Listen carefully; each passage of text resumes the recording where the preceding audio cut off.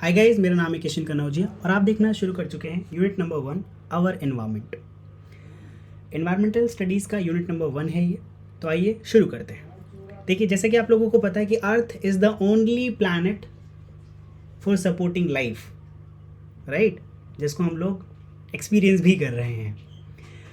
अब अर्थ की वास्टनेस के अलावा हमें ये भी पता है कि अर्थ जो है उसमें सब जगह लाइफ एग्जिस्ट कहाँ पर करती है? सिर्फ और सिर्फ बायोस्फीयर में।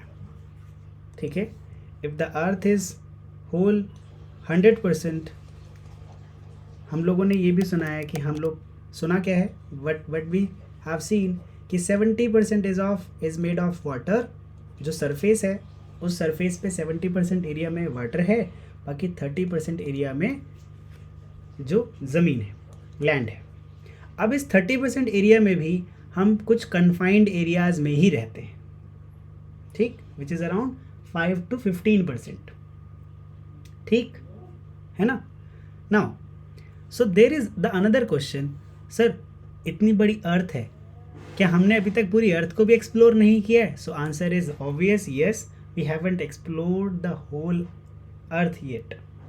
ठीक, बहुत सारी चीज़ें अभी भी रोज़ाना हमें पता लगती रहती है।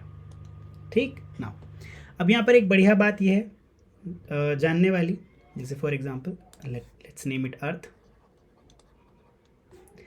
सन is the only source of energy. Sun is the only source of energy.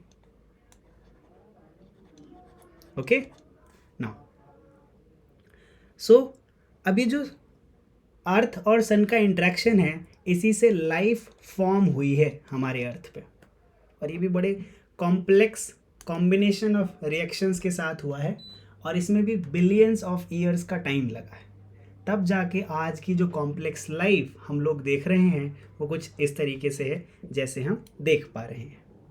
ठीक है, यहाँ पर पूरी इकोलॉजी समझने के अलावा भी हमारे पास ये ज़रूरी है कि हम ये जान पाएँ कि हम कहाँ हैं, कौन हैं, what is the purpose and what's the role we have to play in the whole ecology. Okay, now what is ecology? The study of nature. Okay, चलिए, so इस पूरे यूनिट के अंदर हम लोग बात करेंगे environment के बारे में, right? So environment is what? Everything that surrounds us. जो हमें घेरता है ऐसा कुछ भी environment है। ठीक है, हमारे आसपास की सराउंडिंग क्या है? environment है हमारा, right? So in broad term, environment includes everything external to an organism that affects it.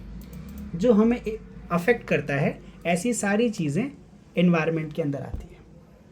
ठीक है, कई बार हम लोग कहते हैं कि हमारा स्कूल का environment ऐसा है, क्लास का environment ऐसा है, ठीक है, हमारा सोशल environment ऐसा है, ठीक है, सोशल मीडिया environment अच्छा नहीं चल रहा है, कम्युनल environment अच्छा नहीं चल रहा है। So whatever thing that externally surrounds us is called environment. Okay? Clear? Now आगे बढ़ते हैं।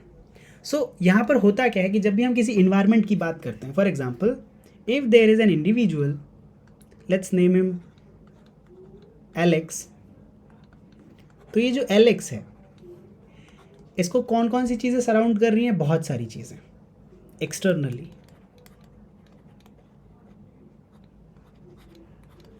अब एक्सटर्नल एलिमेंट दो तरीके के हो सकते हैं, लिविंग और नॉन लिविंग। लिविंग में हो सकता है कि आजकल कोई फंगस है जो ग्रो हो रहा है, कोई वायरस है जो ग्रो हो रहा है। मैं इसका इम्पैक्ट आपको तुरंत समझ में आ जाएगा, इसलिए मैं आपको बता रहा हूँ। दूसरा है नॉन लिविंग में, आप हीट की बात कर लेता हूँ। गर्मी बहुत ज़्यादा हो रही है, एलेक्स के लिए अगर मैं गर्मी का तापमान 45% कर दूं तो क्या 45 डिग्री सेल्सियस कर दूं तो क्या ये टॉलरेबल रहेगा एलेक्स के लिए? नॉर्मल टाइम में सस्टेनेबल है फॉर अ लॉन्ग टर्म? अच्छा चलो 45 डिग्रीज लाइक फिर भी एक एक्सटेंट तक टॉलरेबल है, बड़े ही एक्सट्रीम एक्सटेंट तक टॉलरेबल है। What if I make it 55 degree Celsius? क्या ये टॉलरेबल है? सुन के ही बड़ा डर लग रहा है, पेन हमें फील हो गया कि 55 डिग्री सेल्सियस पर कैसा महसूस हो रहा होगा एलेक्स को।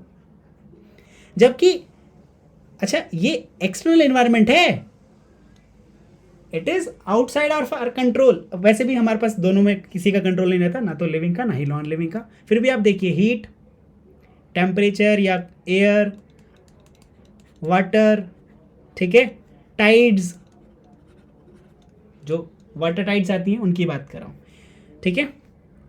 मॉइस्चर एयर में कैसा है, हमारे आसपास किस तरीके का क्लाइमेट, लाइक जो सैंड है उसकी सॉइल की क्वालिटी कैसी है, न्यूट्रिएंट्स कौन कौन से प्रेजेंट हैं, एयर के अंदर गैशियस परसेंटेज कौन कौन सी है। इससे भी एलेक्स की लाइफ पे इम्पैक्ट आएगा कि नहीं। मान लेते हैं एलेक्स को चलो हम हाइकिंग के लिए छोड़ देते हैं, एलेक्स को कल हाइकिंग के लिए जाना है और एलेक्स 1500 मीटर्स पे चढ़ेगा। 1500 मीटर ऊंचाई पर गया है ये from the sea level, from sea level. आपको क्या लगता है कि सब कुछ नॉर्मल रहेगा? यस, एलेक्स हाइकिंग पे गया है, पहाड़ की चढ़ाई करने 1500 metre above from the sea level. आपको क्या लगता है कि यहाँ पर ऑक्सीजन की मात्रा कम होगी कि नहीं होगी? है ना, ऑक्सीजन को डिसॉल्व होने में प्रॉब्लम होगी एलेक्स को, है ना। हाइपोथर्मिया और गैसेस एक्सचेंज की वजह से इनकी तबीयत भी खराब हो सकती है। इसमें कोई भी बायोलॉजिकल, देखो कोई भी लिविंग, कोई किसी भी लिविंग ऑर्गेनिज्म का इम्पैक्ट पड़ रहा है क्या? किसी भी लिविंग ऑर्गेनिज्म की वजह से नहीं। This is just a core non living component that is affecting are individual, name is Alex. Alex को अफेक्ट कर रहा है, यस और नो, ठीक है। अब मैंने वायरस की बात करी, for example virus is a living organism, living creature. अब वायरस बहुत सारे होते हैं भाई, पॉजिटिव नेगेटिव दोनों होते हैं। मान लेते हैं ये इविल वायरस है ना, इसका नाम कोई भी ABC वायरस है और ये आईज में रैशेस क्रिएट कर देता है, हाँ कंजक्टिवाइटिस क्रिएट कर देता है। यस, आई रैशेस 3-4 दिन तक चलने वाले हैं और इनको अपने सॉफ्टवेयर प्रोजेक्ट के लिए कोई सॉफ्टवेयर डेवलपमेंट करना है अपने कंप्यूटर पे, और डॉक्टर ने मना किया है कि ये अब अपना कंप्यूटर नहीं देख सकते। तो आपको नहीं लगता इनकी लाइफ पर इम्पैक्ट पड़ेगा? यस, एक तो बायोलॉजिकली पड़ रहा है कि ये बीमार हो जाएंगे, उसके बाद फाइनेंशियली भी पड़ रहा है कि ये पैसा नहीं कमा पा रहे, है ना। तो यहाँ पर किसी भी इंडिविजुअल को कोई भी चीज़ जो सराउंड करती है वो उसका इन्वायरमेंट है, ठीक। और हमें अलग अलग जियोग्राफिकल लोकेशन में, अलग अलग कंडीशन में अलग अलग इन्वायरमेंट मिलता है। समझ रहे हैं आप लोग? अच्छा चलो इकोलॉजी से हटकर एक और बात करते हैं, सोशियोलॉजी की, ठीक। मान लेते हैं एक पेरेंट हैं, उनकी इनकम 2 लाख रुपये पर मंथ है, ठीक। दूसरे पेरेंट हैं जिनकी इनकम 20,000 रुपये पर मंथ है। तो यहां पर दोनों के पास अपना अपना वार्ड है, यानी कि बच्चा है ना। यहां पर इस बच्चे को जिसका नाम एलेक्स है और यहां पर नाम रख देते हैं रमेश, दोनों को क्या सेम स्टडिंग एनवायरनमेंट मिलेगा? यस, पढ़ने के लिए जो एनवायरनमेंट चाहिए वो एलेक्स को जो मिलेगा क्या वैसा रमेश को मिलेगा? यस, नहीं। हम यहाँ किसकी बात कर रहे हैं? क्या ये नेचुरल एनवायरनमेंट है या एक सोशल एनवायरनमेंट है? ये एक सोशल एनवायरनमेंट है, राइट? ठीक है। आज चलो ठीक है, अब आप इसको थोड़ा पॉलिटिकल भी बना लेते हैं। मान लेते हैं ये किसी A पार्टी को सपोर्ट करते हैं, इलेक्शन पार्टी को, ये किसी B पार्टी को सपोर्ट करते हैं। यहाँ पर इन दोनों का पॉलिटिकल एनवायरनमेंट भी बदल गया, क्योंकि इन लोगों का उठना बैठना अलग लोगों से होगा, इनका उठना बैठना अलग लोगों से होगा। क्या आप एनवायरनमेंट समझ पा रहे हो? Anything that is surrounding us is what is environment. हमें जो भी चीज़ें सराउंड कर रही हैं और हमारी ज़िंदगी पर उनका इम्पैक्ट पड़ने वाला है वो क्या है? इन्वायरमेंट है। समझ में आ गया सभी लोग? बहुत बढ़िया, अरे ये तो मज़ा आ गया। आइए आगे बात करते हैं। तो इस पूरे यूनिट में हम लोग बात करेंगे कि एज अ लिविंग बीइंग हम बाकी लिविंग बीइंग और नॉन लिविंग कंपोनेंट में जो कि हमारे इकोसिस्टम में हैं, जो कि हमारे नेचर वाले सिस्टम में है, इको मतलब नेचर, सिस्टम मतलब तंत्र, हमारे नेचुरल सिस्टम में हैं, उनके साथ हम किस तरीके से इंटरेक्ट करते हैं। ठीक, हमारा इसको पढ़ने का मतलब क्या है कि हम सस्टेनेबल डेवलपमेंट कर पाएं। What is sustainable development? Sustainable development का मतलब है बिना किसी दूसरी चीज को नुकसान पहुंचाए खुद का डेवलपमेंट। वैसे ये साइंटिफिकली तो ये पॉसिबल लगता नहीं है, बट हमें ऐसा ही करना है कि कम से कम डिस्ट्रक्शन क्रिएट करें और ज़्यादा से ज़्यादा डेवलपमेंट हम लोग उससे अचीव कर पाएं।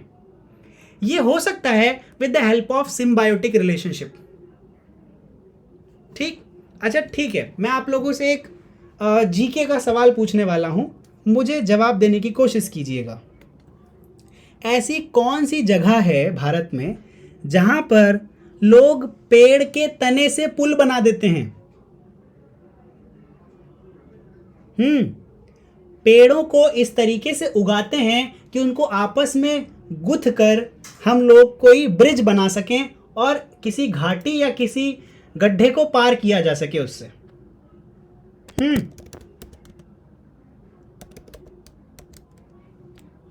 म्यांमार कहां पे?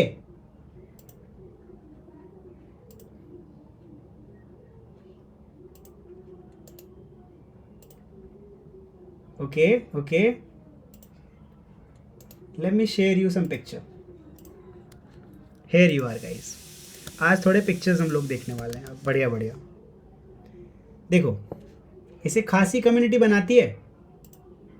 कौन सी बनाती है? खासी कम्युनिटी, खासी ट्राइब यू कैन से। और ये कुछ नदी को पार करने के लिए इस तरीके से बनाते हैं। इसमें क्या हमने किसी दूसरी चीज़ का यूज़ किया है? किसी कंस्ट्रक्टिव एलिमेंट का या किसी दूसरे किसी एलिमेंट का जो नॉन नेचुरल है? नहीं। Yes, Meghalaya, Kohima, Nagaland, yes, these are the places where you will see this type of natural gem, right? Getting it? So ये क्या है? It is a symbiotic relationship. हम बिना नेचर को बिगाड़े हुए अपने डेवलपमेंट के लिए काम कर पा रहे हैं कि नहीं कर पा रहे? देखकर अच्छा लगा, मन को शांति मिली, मज़ा आ गया सर। ऐसा ज़िंदगी में हर चीज़ के साथ हो जाए तो इससे बढ़िया मज़ा तो हो ही नहीं सकता। ठीक है, आइए आगे बात करते हैं। तो जब भी हम सिम्बायोटिक रिलेशनशिप की बात करते हैं तो एक ऐसा रिलेशनशिप जिसमें दोनों को फ़ायदा हो, जो दो लोग आपस में मिलकर अपने दोनों की एग्जिस्टेंस को क्रिएट करते हैं, उसको सिम्बायोटिक रिलेशनशिप कहते हैं। ठीक, अच्छा, क्या आप लोगों ने किसी बफेलो के ऊपर क्रो को उड़ते हुए देखा है, बैठे हुए? वो बफेलो उसको उड़ा भी नहीं रही होती है। क्यों? क्योंकि वो क्रो उनके ऊपर बैठे हुए लीचेस और छोटे छोटे कीड़े मकोड़ों को खा लेता है। ये किसका सिम्बायोटिक रिलेशनशिप है? उस क्रो और बफेलो का। अच्छा, आप लोगों ने लेग्यूम नाम से कोई चीज सुनी होगी, let me show you. Nitrogen fixing bacteria.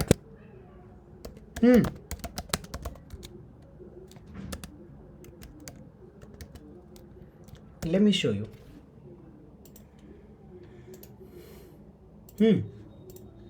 एक और बढ़िया सी सुंदर सी फोटो देखिए आप, मज़ा आ जाएगा आपको।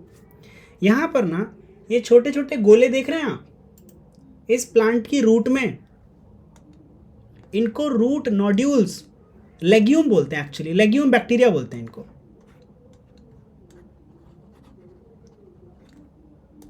ठीक है, ये प्लांट के लिए नाइट्रोजन फिक्स करते हैं।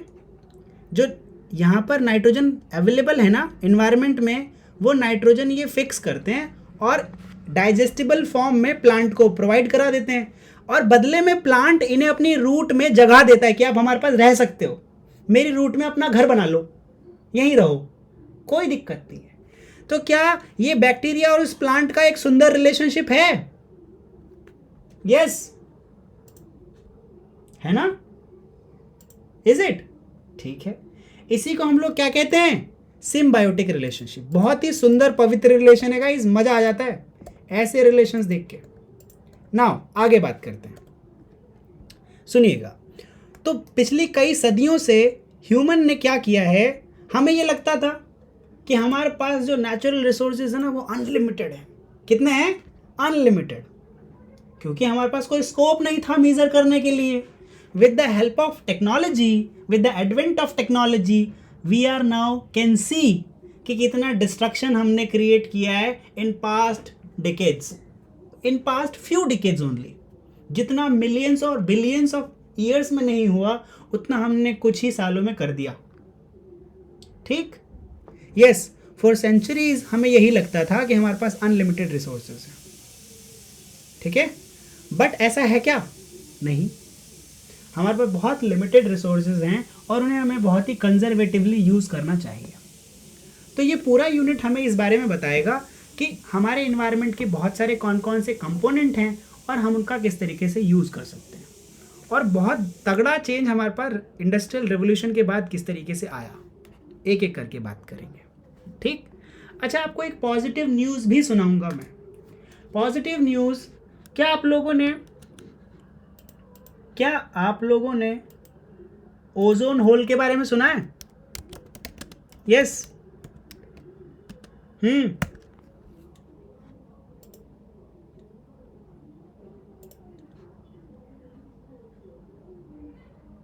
गाइज, चलिए आपको दिखाते हैं कि कितनी मज़ेदार तरीके से हम इंसानों ने ही दुनिया में पहली बार एक ऐसा कंसोर्टियम बना जिसने एक साथ मिलकर पूरी ओजोन लेयर को डिप्लीट होने से बचाया। 1996 में कुछ ऐसा था ये होल। 1997 में हमें 1998 के आसपास हमें पता लगा। ठीक है, yes, it was created because of chlorofluorocarbons.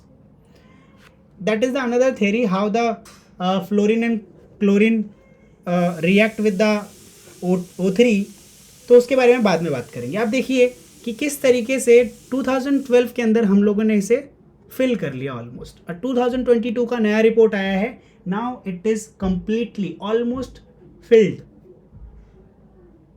ठीक, तो अगर हम कुछ खराब कर रहे हैं तो एक साथ मिलकर हम सस्टेनेबल डेवलपमेंट पर ध्यान दें तो हम ऐसी पॉजिटिव न्यूज़ भी क्रिएट कर सकते हैं। इट्स नॉट इम्पॉसिबल, राइट, है ना? चलिए नाउ आगे बढ़ते हैं। So let's begin with the concept of environment. हर एक ऑर्गेनिज्म अपने आसपास बहुत सारी चीज़ों से इंटरेक्ट करता है और सराउंड होता है। जिन भी सारी चीज़ों से वो इंटरेक्ट करता है या सराउंड होता है उसका कुछ इम्पैक्ट उस पर होता है, और वो व्यक्ति भी या वो ऑर्गेनिज्म भी बाकी सभी चीज़ों पर इम्पैक्ट छोड़ता है। मतलब ये एक टू एंड फ्रो अप्रोच है, यानी कि अगर आप मेरी क्लास में हैं तो हमारी पूरी क्लास की इन्वायरमेंट का फ़र्क आपके ऊपर पड़ेगा और आपके बिहेवियर का फ़र्क पूरी क्लास पर पड़ेगा। यस और नो? Everyone, is it?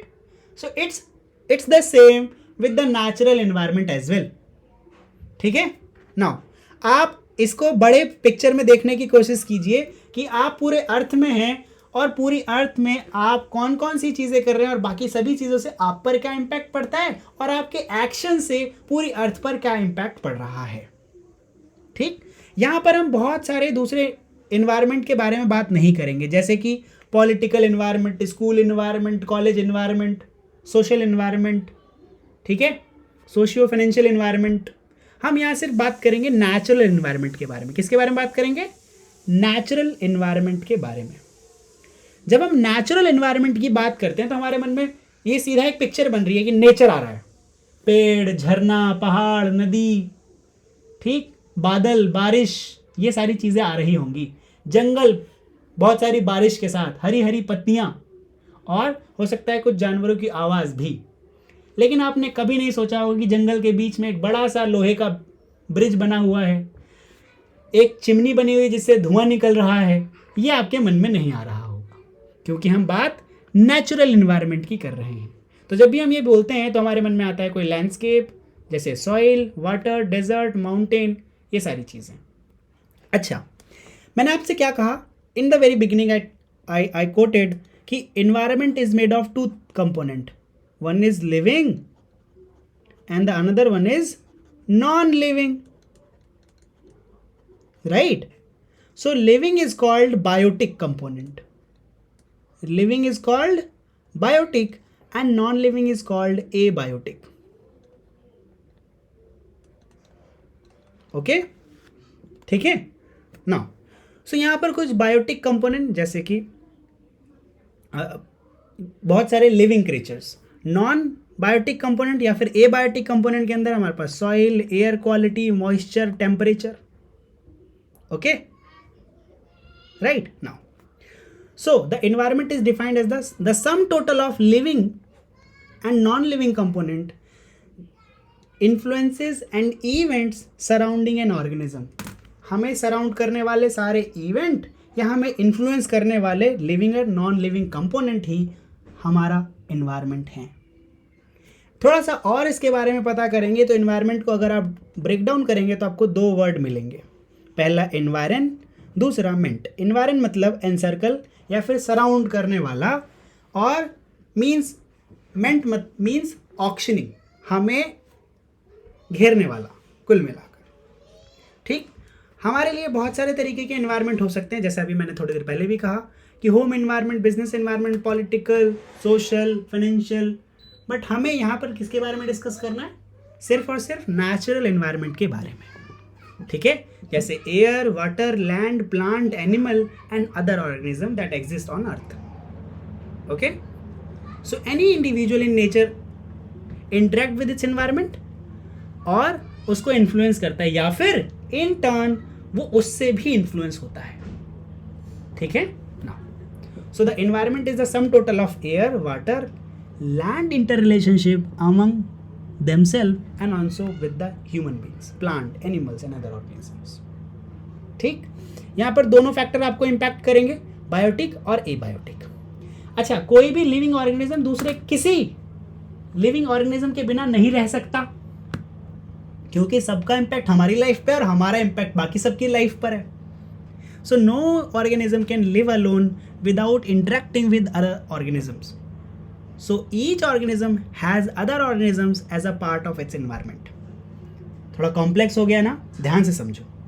मैंने क्या कहा कि कोई, जैसे मान लेते हैं आप अकेले हैं, पूरी ह्यूमन प्रजाति, पूरा जो ह्यूमन जो ब्रीड है, अगर इसका एक्सटेंशन ख़त्म कर दिया जाए, कल से एग्जिस्ट ही ना करे, फिर क्या आप अकेले सरवाइव कर लेंगे? सभी जानवरों को भी हटा दिया जाए, yes, the life will be very difficult, yes. Difficult का कुछ ही दिनों बाद अगर ये सब टेक्नोलॉजी एडवेंट चीज़ें हटा दी जाए तो लाइफ पॉसिबल ही नहीं लगेगी आपको। ठीक ना, तो हम सारे अपने सराउंडिंग को इम्पैक्ट करते हैं और सराउंडिंग हमें इम्पैक्ट करती है। ठीक, फॉर एग्जाम्पल अगर मैं प्लांट्स की बात करूँ तो plants also depend on living creatures for the pollination.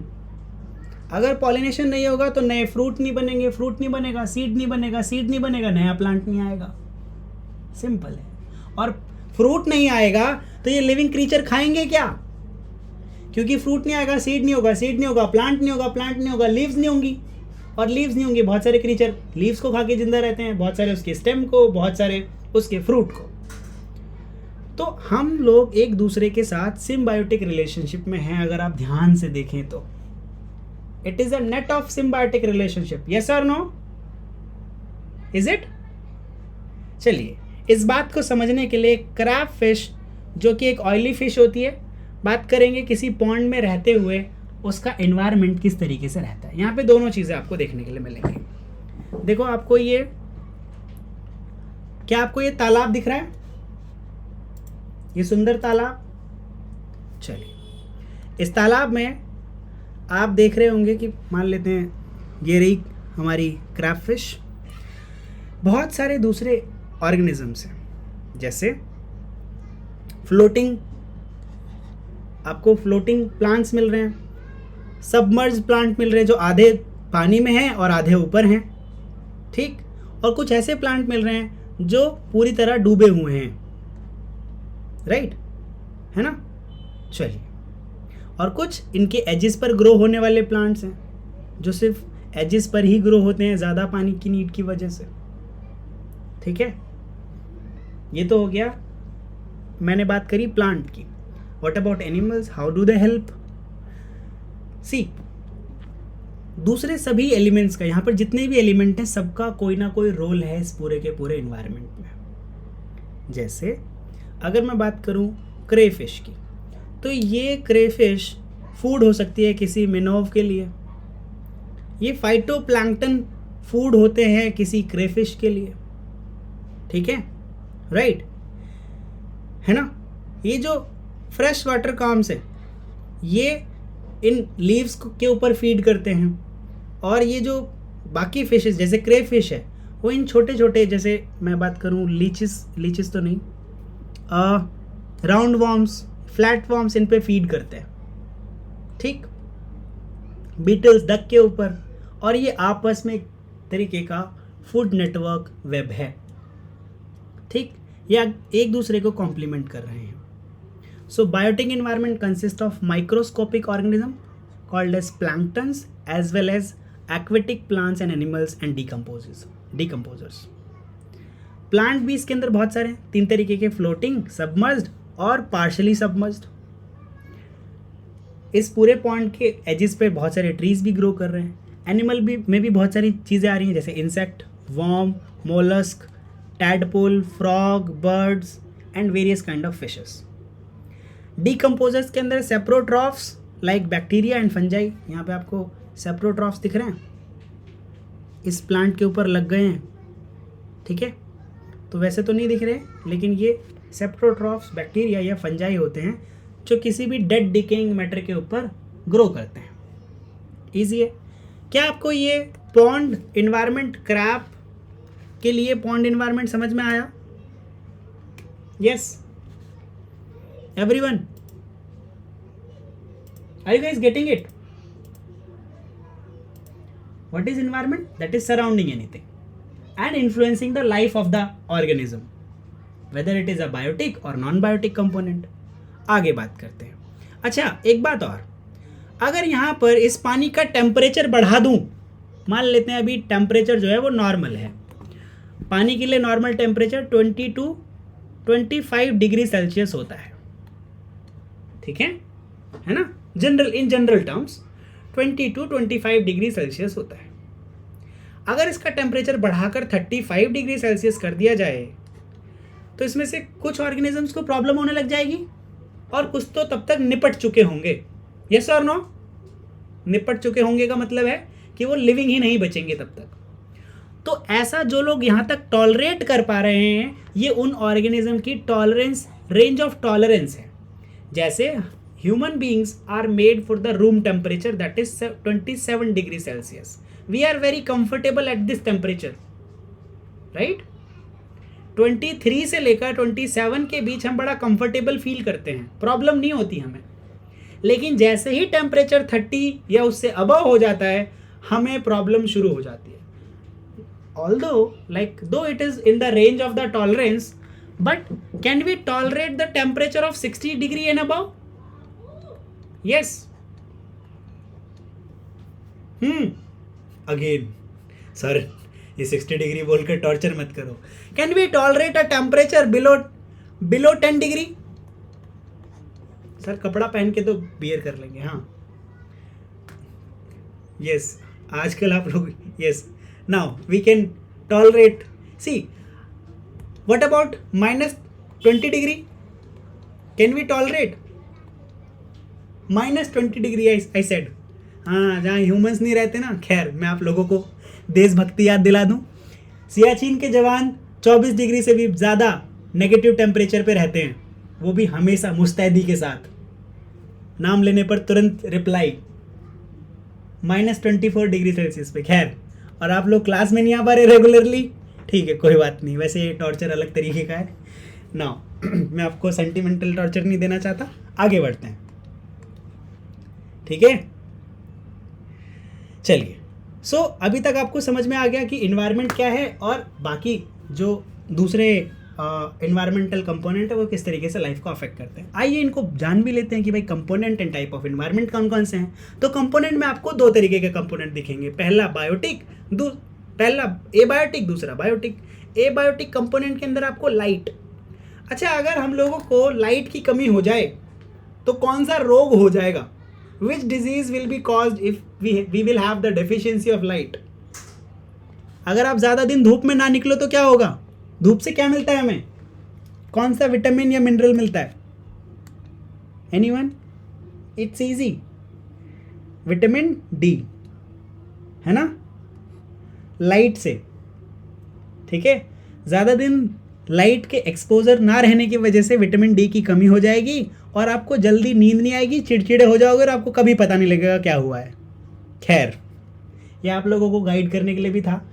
अगर आप लोग बड़े आइसोलेशन वाले इन्वायरमेंट में रहते हैं जहाँ पर आप अकेले ही काम कर रहे हैं पूरे दिन रात, तो आपको या तो विटामिन डी एक्सटर्नली लेना चाहिए या फिर थोड़ी देर धूप में बैठ जाना चाहिए।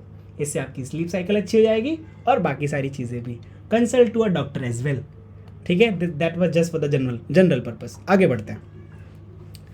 अब मैं एबायोटिक कंपोनेंट की बात कर रहा हूँ तो light, precipitation means rain, humidity and water, temperature, atmospheric gases, seasonal change, topography. Sir what is topography? अरे भैया type of land, type of land. मैं मेघालय चले जाऊं तो वहां पर जो जमीन रहेगी क्या वो सेम रहेगी दिल्ली जैसी? मैं यूपी चले जाऊं तो क्या दिल्ली जैसी जमीन मिलेगी? लद्दाख चले जाऊं तो मिलेगा वैसे ही? राजस्थान, यहाँ सबकी टोपोग्राफी अलग अलग है। ठीक है, topography is the type of land. ठीक नाउ, या फिर लैंड सेटिंग आप कह सकते हैं। थोड़ा कॉम्प्लेक्स है इसको समझाना, बट आप इस तरीके से समझ रहे हैं तो ईजी रहेगा। बायोटिक कंपोनेंट जो हमारे इन्वायरमेंट में है, plant, animals including human are also animals. Sir आप हो गए सर, हम नहीं हैं sir. Parasites, microorganisms, what are these? These are biotic component as they are living. Next is decomposer. Decomposers are, like it's the miracle of the nature. They feed on the dead decaying matter. आगे बढ़ते हैं। अभी तक सब कुछ समझ में आ रहा है? Everyone? Yes? अरे भैया हाँ ना कुछ तो कहो। बहुत बढ़िया।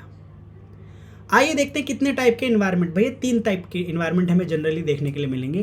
पहला नेचुरल इन्वायरमेंट, जो नेचुरली अकर करता है, जिसमें हमने कुछ नहीं किया, हमारा इसमें जीरो लेना देना है। Ocean, lake, pond, river, forest, grassland, desert, ये नेचुरली एग्जिस्ट करते हैं।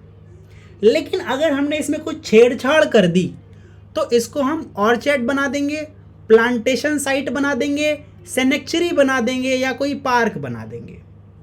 ये जो दूसरा इन्वायरमेंट है ये ह्यूमन मॉडिफाइड है, मतलब नेचुरल इन्वायरमेंट से हमें कुछ गड़बड़ हो रही थी। ठीक है, यू कैन से चुल हो रही थी, हाँ द वर्ड चुल।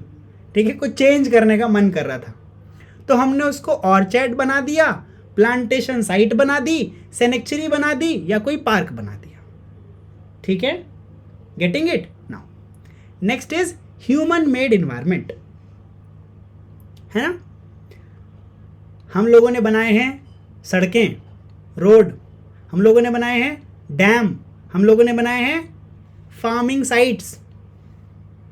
These are human made environment. Okay, are you guys getting it? So these are different type of environment that exist on earth. बस यही कह सकते हैं। ठीक है, अच्छा चलो डेजर्ट में एक डेजर्ट का नाम बताओ भाई, किसका सहारा? सबका मालिक एक सहारा डेजर्ट। ओके नाउ किसी एक पार्क या सेनेक्चुरी का नाम बताओ। चलो भाई, प्लांटेशन साइट का, अरे भाई कुछ तो कहो।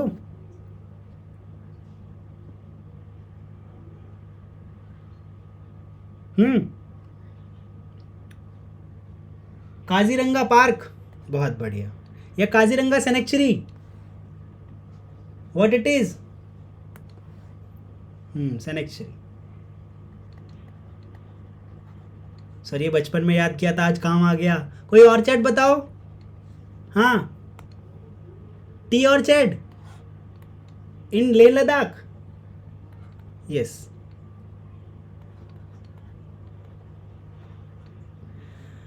बाकी रोड, डैम और फार्मिंग साइट्स तो आप लोगों को भर भर के पता होंगे। आगे बढ़ते हैं विद्यार्थियों। Significance of environment for life, क्या मतलब, क्या ही इम्पैक्ट पड़ता है हमारी ज़िंदगी पे? बहुत ज़्यादा, बहुत ज़्यादा। अच्छा, आप लोग नोटिस करते हैं कि बहुत सारी दूसरी कंट्रीज़ हमसे बहुत सारा जो फूड मटेरियल है वो इंपोर्ट करते हैं और हम यहाँ से एक्सपोर्ट करते हैं। Yes, this is just because we are blessed with the nature. We all Indians are blessed with the nature and the climatic conditions that occurs in India. We are very very blessed with that. हमारे पास बहुत सारे type की crop होती है और पूरे साल होती है। अलग अलग एरिया में अलग अलग टेम्परेचर और कंडीशंस बनने की वजह से India is the heaven of the earth. ठीक now, yes, it is the heaven of the earth. So environment is the only source that provides these life supporting elements.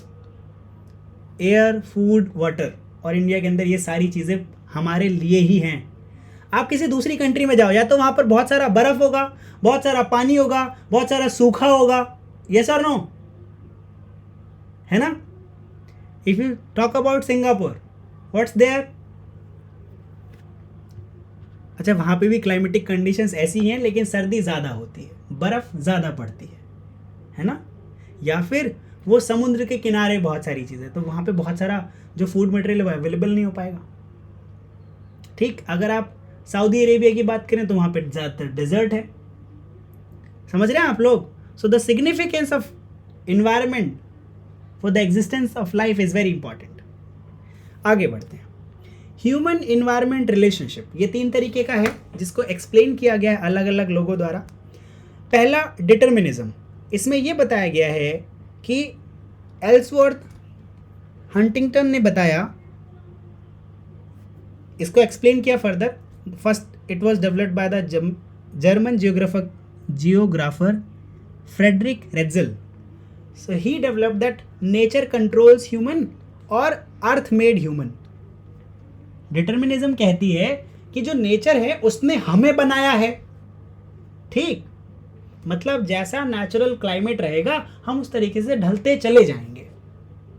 Okay, हम ज़्यादा influenced हो जाते हैं हमारे आसपास के सराउंडिंग नेचर से. दूसरा जो अप्रोच आया ह्यूमन रिलेशन का नेचर के साथ, वो है पॉसिबिलिज्म का. इसको फ्रेंच हिस्टोरियन ने लिखा, लुशियन फेवरे. पॉसिबिलिज्म अप्रोच के अंदर कहा जाता है कि it is the criticism, offshoot of criticism of environmental determinism. जैसे कि जैसे जैसे साइंस बढ़ी उसके साथ ही हम लोग डेवलप हुए हैं. Possibilism indicates that physical environment is passive and human being is the active agent. हम लोगों ने ही इस अर्थ को हैबिटेबल बनाया है, ऐसा पॉसिबिलिज्म कहता है.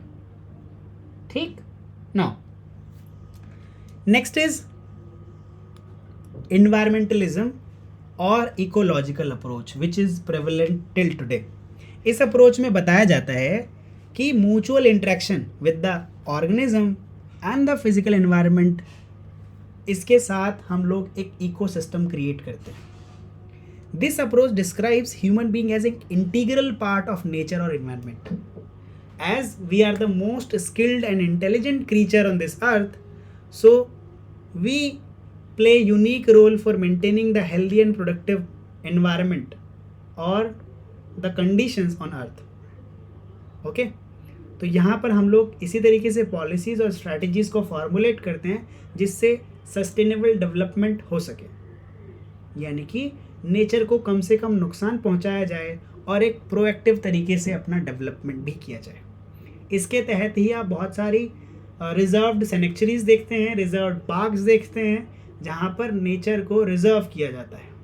जिससे और भी ज़्यादा डिप्लीशन को रोका जा सके, और इसके थ्रू आपको बहुत सारी दूसरी पॉलिसीज़ और रूल्स रेगुलेशन अलग अलग कंट्रीज़ में देखने को मिलेंगी, ठीक।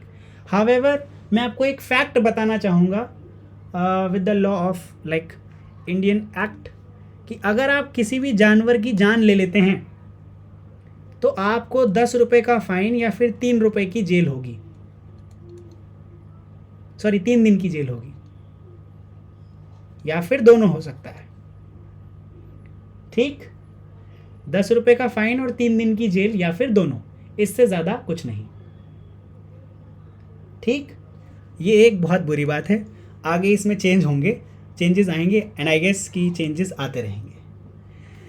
Now that was the fact. So ecological approach is the best reflected approach in the concept of sustainable development. Are you all guys getting it? Yes? चलिए, so आज के लिए फिलहाल इतना ही. We'll continue the session and we'll study from the concept of sustainability and sustainable development in the very next class. Till then, take care of yourself. You guys are really awesome.